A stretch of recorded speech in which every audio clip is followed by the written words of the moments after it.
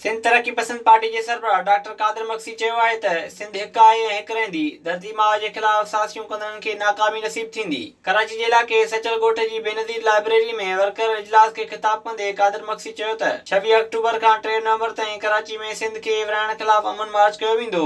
हुन चयो त धरती माउ आहे ऐं हू वतन दोस्त धुरनि खे अपील कनि था त अमन मार्च में शिरकत करे सिंध ख़िलाफ़ साज़िशूं कंदड़नि खे मुंहुं तोड़ जवाब ॾियनि। संदसि चवणो त कारकुन पार्टी जो सरमायो आहिनि। 26 अक्टूबर ते अमन मार्च खे कामयाब करण लाइ कारकुन घर घर वञी आगाही ॾियनि त जीअं सिंध दुश्मननि जा ख्वाब चकनाचूर थी सघनि। डॉक्टर कादिर मक्सी चयो त अमन मार्च जी शुरूआत गुलशन हदीद खां कई वेंदी ऐं अमन मार्च गुलशन इकबाल औरंगी कोरंगी लालू खेत नाज़माबाद लियारी ऐं ॿियनि इलाइक़नि में वेंदो जिते शहरनि सां मुलाक़ात करे सिंध जो अमन तबाह कंदड़नि खे वाइफो कबो।